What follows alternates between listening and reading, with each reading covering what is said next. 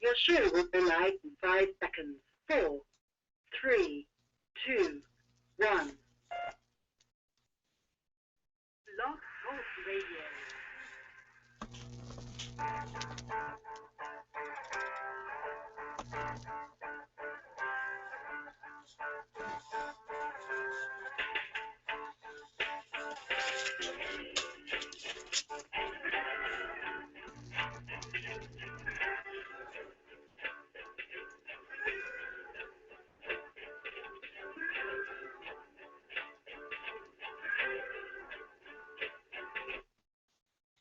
Okay, hello. Welcome to the Right for America Network. I'm your host, Steve Nettles. Thank you for listening in.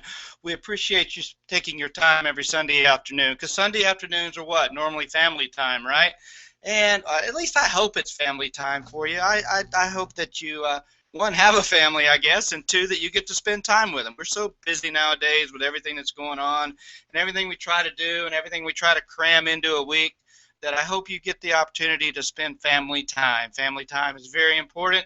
It's important to me. It was important to me growing up, and it's important to me now, now that I have my own family. I need to take a minute here, right at the very beginning of the show, and you're listening to us live on the Blog Talk Radio Network, the Right for America Network. Blog Talk Radio is our anchor, if you will. It's our home base. It's where we broadcast the show from. And I want to brag for a minute, and I'm not a braggart. I'm not one to brag. I try to stay pretty grounded, pretty humble, but I want to say a big thank you to all the listeners out there, to the folks who listen to our show live, to the people who listen to our podcast, to the people who share our podcast, to the people who retweet our broadcast. I really appreciate that. Now, we've moved up on Blog Talk Radio. Can you believe it? And that's what I want to brag about. Now, when you sign on with Blog Talk Radio, your show goes into a category. And that category could be politics, it could be current events, it could be world news, you name it. There's all types of categories. Where our show, if you will, is listed in the politics section of Blog Talk Radio. And in that section, there are 1,070 shows that you can choose from to listen to. And at any one time, you can listen to probably 10 to 15 different live shows. And so, like I said, and you guys all know, we broadcast live every Sunday afternoon at 5:30. Well, I got to tell you what, we got a note the other day from the folks at Blog Talk Radio telling us that our show had moved up. We have moved up to number 23 on the Blog Talk Radio politics category, if you will. That's pretty good out of 1,070, and that's not really because of anything I do. It's because of the number of people who listen. And I thank you for that. It's very gratifying to me, and very humbling at the same time that you'll listen to my show. I really appreciate that. And if you want to call into our show, let me go ahead and give you the number right now. It's 951-823-1655. That's 951-823-1655. And I hope that at some point you'll call in. I would love to hear what you have to say. If you have a question, if you'd like to make a comment, please do. And, we'll certainly put you on the air if we can. I'm an equal opportunity call taker, so I've only got a couple of rules, and I'll explain them to a minute. The second thing I wanted to brag about today, and it's really not like me to do this, so it's kind of hard. Last week, I've been telling you that we've been on iTunes for some time now, and we have, but iTunes is a little different from Blog Talk Radio in that on iTunes you have to build a body of work, if you will.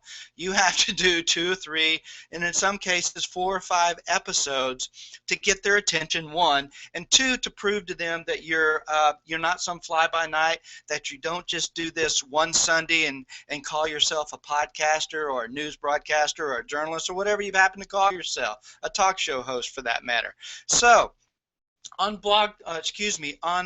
iTunes, On iTunes, there are, get this, there are over 1,000 different podcasts updated or uploaded daily to iTunes. I guess it's not surprising because there's over 45 million people every month who listen to a podcast or download a podcast and listen to it. Now, that number was a bit of a shocker to me, but that's the number. That's a lot of folks listening to podcasts. So check this out. We debuted last week, and it was so funny. I got an email from them saying we were about to debut on iTunes, that we were going to be out there featured on their front page, that kind of thing. And I got pretty excited about it because I'd never seen anything happen like that before for us. And so, you know, I watched it all week long. I logged in on my laptop. I logged in on my phone. I logged in every way I could just to see when that hit, right? Just to see what it was like, right? And finally it hit. And then after a couple days, when our podcast has had a little bit of time to cook, if you will, on the iTunes, we got a notification from them that we debuted at number 285. You know, that ain't bad. I'll take it. You know, that's better than the top half, right? And I could sit here and tell you a couple of the names and a couple of the programs that we beat out, if you will, to make that top 300, and that's what they have, a list called the top 300.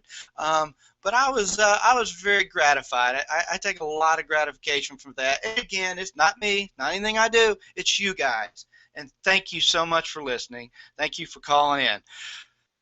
Whew, that's a lot to say, so let me catch my breath. Every Sunday right here at 5:30 in the afternoon, we broadcast live right here from my home. I've taken a room in my basement here and converted it to a studio, and we broadcast every Sunday afternoon at 5:30. Right now, while we're doing this live on Blog Talk, we're also doing a Google Hangout. If you'd like to listen to the show, the Right for America Network with Steve Nettles, you can go right there on Google Plus or on YouTube for that matter right now live. And you can listen to us live on YouTube and on Google Hangouts. And of course, we finally figured out the integration and got it right so that on the RightForAmerica.net website, you can check out the show there. Top right-hand side column, you'll see a link for it. All you have to do is click on it. You can listen to the most current show, but it's going to be an hour old. That's how long it takes for the process through the internet to work. But it takes about an hour for that to happen, and then you can listen to that show. Not only that, you can go to the RightForAmerica.net website, and you can listen to the older versions of the show too, just in case you missed something. You can catch it there also. You know, this is difficult to do. I try to keep one eye on the Blog Talk Radio studio. I keep one eye on the chat phone. I keep one eye on the Google Hangouts, and I keep the other eye on my show notes so that I can make sure I cover everything. I've got so much to say. I guess we may need to go to an hour at some point, but I hope that happens. Connections. You can connect with us each Sunday. And what I mean by connections, you can call in. I'd love to hear what you have to say. 951-823-1655 is the call-in number. 951-823-1655. I'll give it to you a couple times. You can also see it on the studio link in Blog Talk Radio there. There's also this cool feature. It's a chat room, right? And on this chat room, you can type in a question, you can make a comment, and I can see that as we're talking. If you have something to say there, I can't guarantee you, though, that I'll get right back to you, but I may acknowledge it or maybe even try to answer your question that way. But that's another way you can get in touch with us, if you will. So the rules are very simple here on Blog Talk Radio or on the Right for America Network. We take all calls. We take any calls. We take the call anytime you call in unless someone else is in front of you. We'll disconnect any and all callers if you're disrespectful, if you slander someone, if you say something inappropriate, and if you use profanity. Here's my thing on profanity. The English language has a ton of words in it. The profanity portion of that, in my mind, equals about 10 words. If you can't think of something to say and not use profanity, then I would prefer, I hate to say this, I prefer that you don't call in. And I know sometimes folks get mad. I get mad. But we got kids that listen to the show, okay? And I respect that. And so I'm going to try to keep the show clean, as clean as I possibly can. So having said that, Whew, that's a lot to cover. And see, I have to cover because I've only got 20 minutes left at this point. And I've got to bring Sheri Sperling on for the Hammer Time section. And I've got a lot of information I want to try to cover with you in the next 10 minutes. I want to talk about the VA scandal this week. Man, what a mess. What an absolute mess. And I know we say that a lot. And we say that a lot with this administration, but I'm going to give you a warning today. This is not a Barack Obama administration problem. It is because the light's being shined on it, so to speak, by the media, but it's not a problem that started with him. I think he's made it worse. I'm not making an excuse for the guy. I think the problems are a lot worse than they were 10 years ago, but I've got a timeline I'm going to share with you in just a minute, a timeline from CNN, and I went back and did some fact checking and took a look at this timeline, and it's pretty accurate, and it's going to surprise you some of the things that I'm going to talk about. But first I want to finish my commentary. I want to talk for a few minutes about, can you believe that as a society and as a country that we treat our military veterans as bad as we treat them? And I know you've heard this week, and I know you heard it the week before because this scandal's about 2 months old now, right? But these are our finest. These are the people who volunteer to be in the military. They're not drafted. There was a time when they were drafted, but right now they're not drafted. They volunteer. This country means something to them as it does to us. And they're willing to put their lives on the line, and we bring them back, and we treat them like dirt. How many congressmen get treated this way? How many senators get treated this way? How many former presidents, how many sitting presidents get treated this way? You know, how do they get this? What type of health care do they receive as opposed to what our soldiers receive? I think that would be a startling thing to know. I truly do. And we've known about the problem for years. And so the question becomes, and I think Sheri's going to touch on this during her segment called Hammer Time, we're going to touch on this, why can't we get it right? Is it that age-old answer of, well, anything the government's involved in we can't get right? Is that the answer? Is that the answer that we're willing to accept? That just because our government manages this program, that we have to accept it and all of its flaws? Is that any way for our country to be run? I don't think so. I don't think it is at all. And better yet, what are we staring in the face at right now? Obamacare. Nationalized health care, the government involved in every facet of our health care. And as a citizen, is this what we have to look forward to? Is this what we have to, is this the expectation that our government has set for us since 1930 when the VA administration was created? Under, who was that, 1930? That would have been President Hoover, right? Is that what we have to look forward to? Is this acceptable? Well, heck no, it's not acceptable. We have to get this right. And if it takes privatizing it, if it takes an oversight committee, as I said, if it takes privatizing the program and giving the reins to, to private industry and reducing the VA to nothing more than a bunch of inspectors who go out and inspect the private health care portion of VA care, I'm all for that. Because what we have right now ain't working. You know? We need to take the government, we need to take the politicians out of this. We need to absolutely shove them to the side as it relates to VA care. We have some fine hospitals in the United States of America. Let's make sure our soldiers and our soldierettes, if you will, all of our soldiers, generically speaking, being gender neutral, all right? Let's take care of our military and their families. I don't know another way to say it other than that. And I paused for a minute because I want it to sink in. Yeah. And here's another point. Here's something else I'm gonna throw at you. Do you really believe? And if you have an opinion on this on this one way or the other, give us a call. Call in. I'd love to hear what you have to say. Do you really believe that letting the Secretary of the VA go, accepting his resignation, the guy's name is Shinseki, General Shinseki. That's a hard one to say, Shinseki, all right? If you believe that letting him go is going to change anything, call me and convince me why. Because it's not. It's not going to change a thing. All right? It's firing Shinseki does nothing, in my opinion, more than provide political cover for the president and for the Democrats heading into the midterm election. It's not going to solve anything. Did you know in 1947, Omar Bradley was the secretary of the VA? Do you remember who Omar Bradley was? He was one of our most highly decorated generals from World War II. When the war was over, they put him in charge of the VA. I mean, I can see the logic. I can see the logic in that. He's a general. He's used to organizing. He's used to managing people. But as we saw in 1947, see, folks, we have a history here. In 1947, he had to resign. It was such a mess then, as it is now, that the man had to resign. Great military commander, not taking anything away from General Bradley at all, but not the right guy to run the VA. Just like Shinseki wasn't the right guy to run the VA. And I know hindsight's 20/20.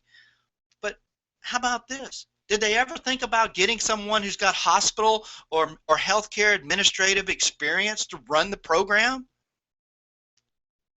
Did they ever think about that? Did they ever think that there are probably people who have been in private industry that could do one heck of a job at running this program for us? No, they just want to bury it under the covers. They want to hope the VA issue goes away, and then 10 years later, it'll be somebody else's problem. That's how the politicians view it, I guess. I don't know what they're thinking sometimes. But I know one thing. This problem won't go away. And now that the light has been shined on this problem, if you will, I think we're going to see some changes. I think we have to push. Here's another thing. You want to put your candidate who's running for office in November, you want to put them on the money? Ask them. Ask them where they stand on the VA. Ask them what lengths they're willing to go to get this straightened out. And press them. Press them, press them, press them on the question. Do you hear me? I saw a friend of ours on a Facebook group put up an interview that where Candy Crowley, I think, was interviewing someone from the president's administration. I think it was Rice. And she asked Rice, you know, what's going to happen at the VA now that Shinseki's gone? Now, of course, she just gave it a little lip service and moved on to the next question. And Crowley, being the the adamant Obama follower that she is, she jumped. She did not press the question. But don't let your politicians off the hook. Send them an email tonight. Send them a, when they have their town halls, when they have their political events, go there and ask them the question. Put them on the money. What are you going to do to make sure our veterans are taken care of? Ask them. I'm real curious to what they have to say. I've already sent an email to Jack Kingston, who I'm supporting in the senator race here in Georgia. I've asked him that same question. What are you going to do? And don't give me some platitude. Don't give me something about how we've already fired the director of the VA. I don't want to hear that. I want to hear some concrete proof. I want to hear some evidence. I want to hear an action plan of what's going to be done. What do you think? Here's a correlation for you. What do you think would happen? What do you think would happen in the private industry today, right now, if the media identified the problems that they identified at the VA in the private industry? People would be sued. People would lose their jobs immediately. They would, whoever the board is for that hospital, they come in and they'd make immediate changes from top to bottom. Let's not spend. You know what? Let me slow down. Maybe for a second. Let's spend the next 60 days, the next 90 days, maybe even the next 6 months, figuring out how the heck we got in the mess that we're in as it relates to the VA. Then once we figure out how we got here, let's figure out what we're going to do to fix it. And let's see an action plan. And let's hold someone accountable for that action plan. And you know what? Let's hold the president accountable. The president is the commander-in-chief of the United States military, right? All military decisions ultimately are his. He bears the ultimate responsibility for anything that happens with our military. So let's hold him accountable for this. I mean, for God's sake, in 2007, Barack Obama campaigned on reforming the VA. what did he say? That there was that veterans were not going to have to figure out a 23-page application just to get an appointment if he became president. Well, guess what, Barack? You became president, and they maybe don't have a 23-page form, but heck, they got to wait, what, 115 days just to see someone. Who cares about your form? You know what? I'd rather fill out the 23-page form if it could get me, if I could get some care prior to this thing, prior to, you know, to your streamlining efforts. Tell you what, I've ranted enough for this. I'm not even going to get to the list. I have a list that starts in 1921 of all the things that have happened in the VA since 1921. Warren Harding created the VA Bureau in 1921, and in 1921, 9 years later, they had to shut it down. They had to shut it down because of government corruption. I'm not going to go through this whole list. I'm going to bring Sheri online with me right now, and we're going to talk about this list some more, but we're going to talk about a couple of other things. So let me bring her on right now. Hey, Sheri, this is Steve Nettles. Hey, how you doing? Good to hear from you. I hope your little grandbaby's doing better. Oh, yeah, everything's good here. That's good. That's glad. I'm really, I am. I'm glad to hear that. I hope you know that. So, Sheri, what do you make of all this? Well, I mean, it's a great big mess, but once again, in my opinion, this is just, you know, this is the result of central planning and how central planning doesn't work. It's, you know, the VA is a big, unwieldy system, and, you know, the way they have it set up, it's become corrupt. And I'm not saying it started out that way, but right now it's corrupt. I mean, and we're seeing more and more samples. What, I think there's 42 investigations, or there's 42 sites that they're investigating right now. Is that right, Steve? That's correct. There are 40. There are 42. Hold on, I'm gonna give you the exact number. There are. Let's see here. According to CNN, there are 26 facilities across the United States that. Now, this is just waiting time, Sheri. Right. That's not investigation. So yeah, I'd say your number is probably a little bit more accurate. Mm-hmm. Yeah, and the thing is, I've been doing some reading, and I think there are three problems with the VA. Number one is the physician shortage. Yep. And I was looking online, and in the past 3 years, primary care appointments have left 50%, while the department staff of primary care doctors has grown only by 90%. So there's a problem. And those primary care doctors are supposed to be responsible for about 1,200 patients each, but now they treat upward of 2,000. So that's a problem. Yes. It seems like they're top heavy on bureaucracy, don't have enough doctors, plenty of people to administer the program. We've thrown money at the VA, Obama's increased the budget three times, I think. It sounds like what happens when you go to get a driver's license, huh? You go in, you sit down at the DMV, and they have this little number system, and you sit there, and they have these glass windows up in front of you, and there's probably 40 glass windows, but there's maybe 3 people taking applications for a driver's license. Right. No, it's a mess. And then another thing I think that is a problem with the VA is their perverse incentives. They have pressure to excel in the annual performance reviews that, are used to determine raises, bonuses, promotions, and other things like that. So people are people, and people are greedy, and people are dishonest, and that's another thing that's a problem. It seems like there's a whole culture of dishonesty in the VA. And what I wanted to point out is those 3 things, the physician shortage, the perverse incentives, and the culture of dishonesty, all of those things are going to be part of Obamacare. Boom. Because, yes, Obamacare. Let's see, CNN, I'm reading from an article out of Forbes. CNN has warned that worsening physician shortages under Obamacare could crash the U.S. healthcare system. There's already a national shortage of doctors, according to the Association of American Medical Colleges.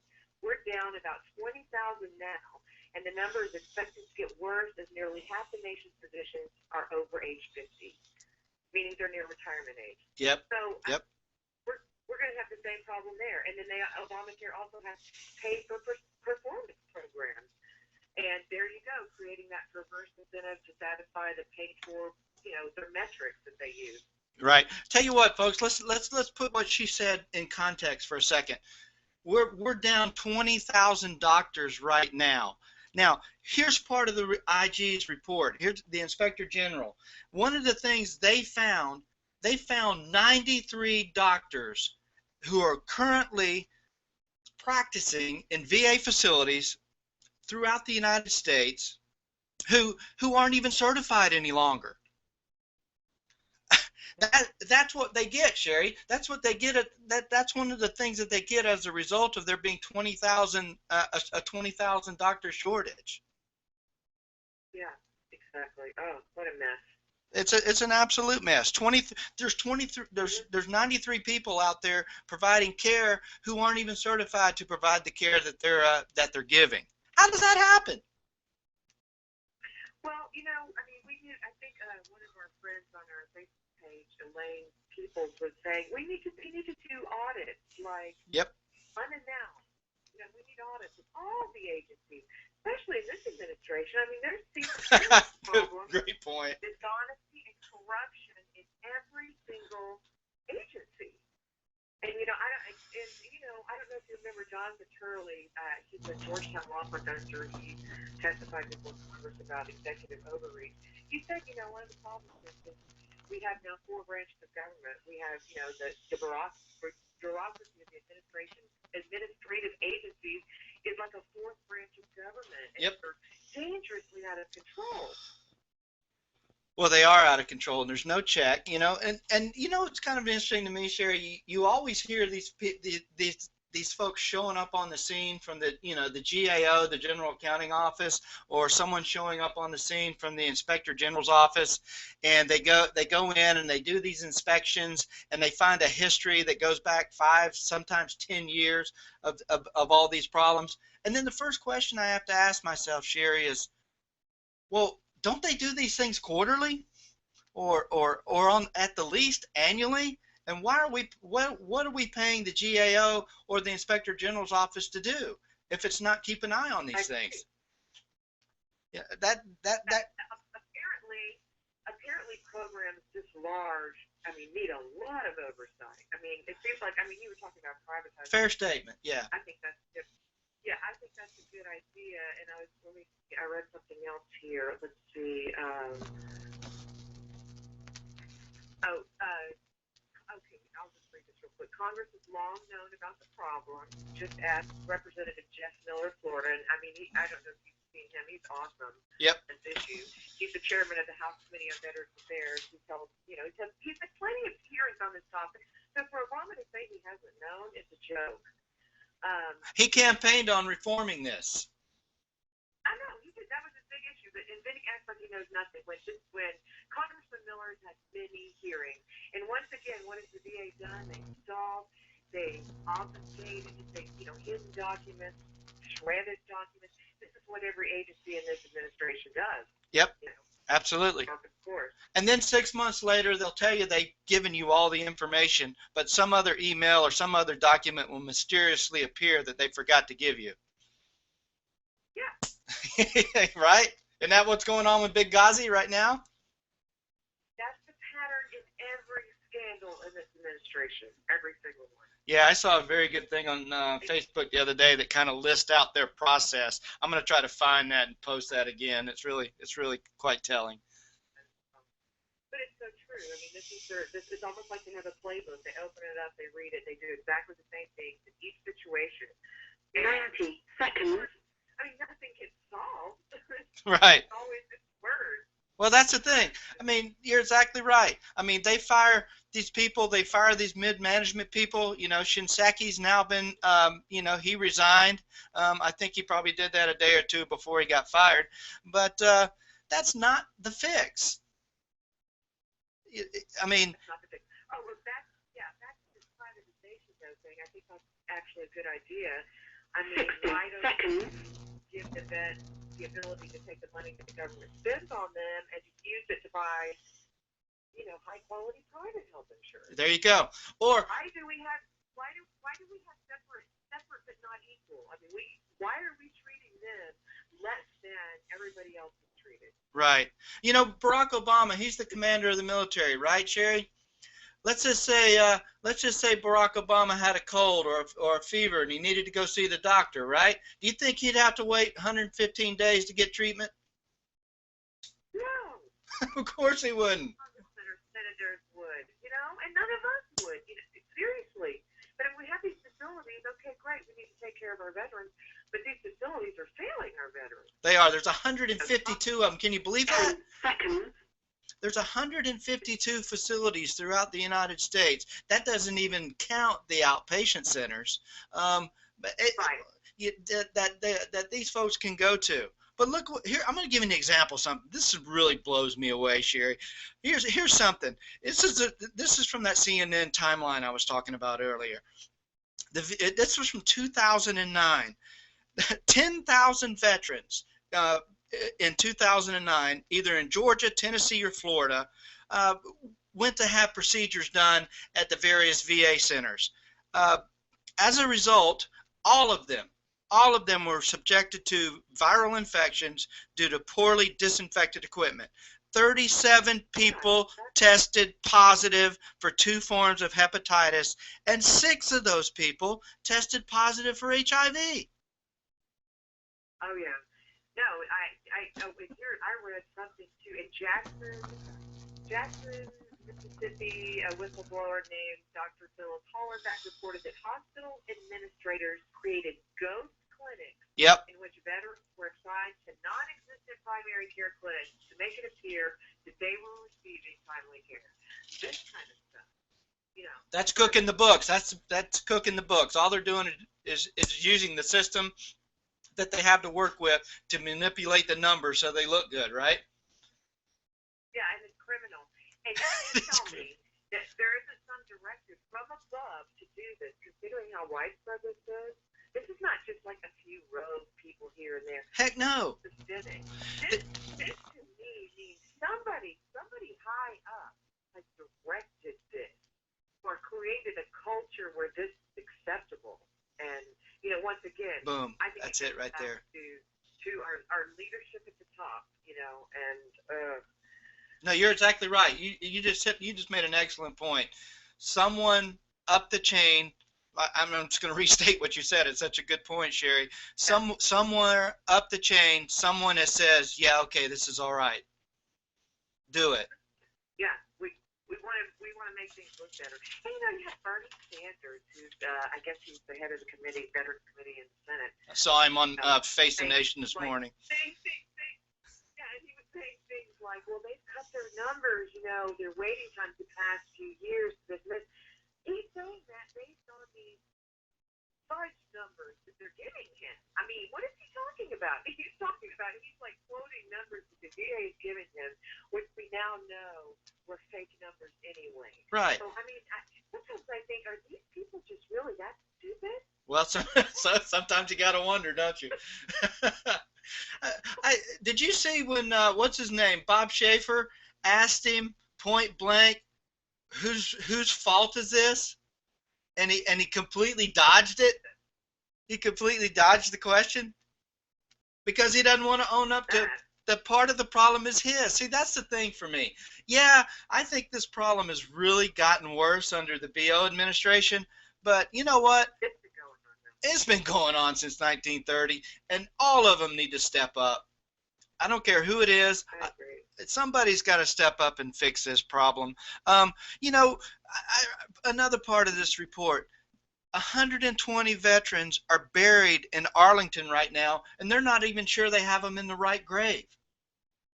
Oh my God! And I don't mean to laugh at that, and it's not humorous at all. But we can't even bury our veterans correctly. How does that happen? What's that do for their families? I don't get that. 19 veterans died at VA hospitals in 2010 and 2011 because of delays in treatment. A guy goes in to get his toenail operated on in Salisbury, North Carolina. No, in Pennsylvania, at the VA in Pennsylvania. He dies during the operation to get his toenail fixed. Why? Yeah, think, I mean, there's just story after story. There is, and you're right. It's kind of keep coming up. and you're right, Sheri. It's not just in Arizona. It's not just in Wyoming. It's in Pennsylvania. It's in Mississippi, as you said. It's here in Georgia. Albuquerque. Albuquerque, New Mexico, Los Angeles. Everywhere. It's all over the place. San Antonio, Austin. Yeah. No, this specific problem, and I mean, firing Shinseki or him leaving is kind of symbolic. But the thing about Shinseki is he's been told these things. He knows what's going on. He's been, Jeff Miller asked him at a hearing last year why he hadn't given him the documents he's been asking for a year. So once again, stalling and hiding documents from Congress. That's what's been going on. So he needed to go. But I think it all goes back to the federal government does not need to be in the business of health care. Boom. Period. The end. It's Boom. a mess. Look at Medicaid. It's a mess. I mean, and the thing is the VA and Medicaid, I mean, those are very similar because they're completely government run, owned, they hire the doctors, everything. So, obviously a failure. So get out of the business of healthcare. Right. I think you're exactly right. Sheri, I'm going to ask you a question. I'm going to give you the last word. Tell me this. Okay. When you look at this program, when you look at the VA healthcare program since 1930 to today, and you take a look at what's being force-fed to us right now in the form of Medicare, Medicaid, and soon to be Obamacare, is it really that big a stretch to say that what we have to look forward to is what we've been seeing at the VA? No, it's not a stretch at all. I mean, while single payer is a little different than how the VA is run, I mean, like I said, you're going to have doctor shortages. You're going to have these incentives that, in a way, create a culture where people want to lie to get their bonuses, et cetera, et cetera. And then, you have a culture of dishonesty. Well, yeah, all of those things that are happening in the VA are going to happen with Obamacare. And you're going to end up on a list. You're definitely going to end up on a list. Yeah, so. And, you talk about death panels. I mean, that is coming, and I don't care how much they deny it. There's an article that was on Slate, which is a liberal-leaning, publication. Yes. It's been a while back now, about the death panels in Canada. These are real. This is real. This is rationing of care, and that is what we're going to. That is what we have to look forward to. Yeah. Rationing of care, and that means waiting, and that means people dying while they wait. Yep. That's just a fact. That's it, and we've seen it already. Sheri, you're spot on, as we like to say a lot of times, right? You are absolutely spot on with your assessment. I appreciate you calling in. I wish it was better. Yeah, me too. Oh yeah, thanks a lot for having me on. You bet. Thanks for your commentary, and I'll talk to you next Sunday, right? Yes, indeed. I'll talk to you then. We may still be talking about the VA scandal because I've got a ton of information we didn't get to. All right, folks, there you have it. That's Sheri Sperling with our Hammer Time section. Sheri, I appreciate it. You have a great week. And folks, guess what? The Right for America Network is going to have to sign off. This 30 minutes, this 35 minutes that we have is maybe just not long enough to talk about everything that we want to talk about. And there's a lot going on in our country. And I'll say this again. I'll close by kind of switching gears for a second. We get problems like this because of the people who we vote for. We get problems like this because we don't do our diligence and we don't take the time to ask the questions of the politicians. And for those of you who don't vote, shame on you. Go vote. Get involved. This is your republic. All right? So I'm going to sign off. This is Steve Nettles. Thank you for listening to the Right for America Network. I wish you all the best for this week. God bless you. And we'll talk to you again next Sunday. Thank you.